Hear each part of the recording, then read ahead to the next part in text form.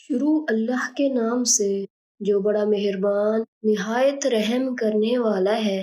السلام علیکم ورحمۃ اللہ وبرکاتہ۔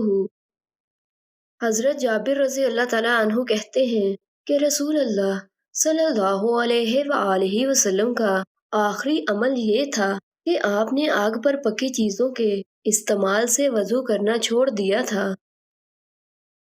سیدنا برا بن عازب رضی اللہ تعالیٰ عنہ سے روایت ہے کہ رسول اللہ صلی اللہ علیہ وآلہ وسلم سے سوال کیا گیا، آیا اونٹ کا گوشت کھانے سے وضو لازم آتا ہے؟ آپ نے فرمایا، اس سے وضو کیا کرو۔ سوال کیا گیا کہ بکری کے گوشت سے؟ آپ نے فرمایا، اس سے وضو نہ کرو۔ اور سوال ہوا کہ کیا اونٹوں کے باڑے میں نماز پڑھیں؟ فرمایا، اونٹوں کے باڑے میں نماز نہ پڑھا کرو، بے شک یہ شیطانوں میں سے ہیں۔ اور پوچھا گیا کہ بکریوں کے باڑے میں نماز پڑھیں یا نہ؟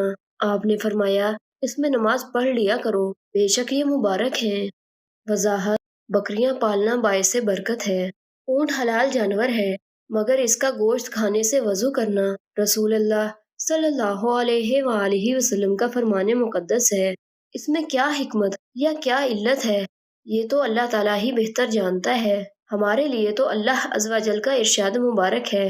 ترجمہ: رسول جو تمہیں دے وہ لے لو، اور جس سے روک دے اس سے رک جاؤ۔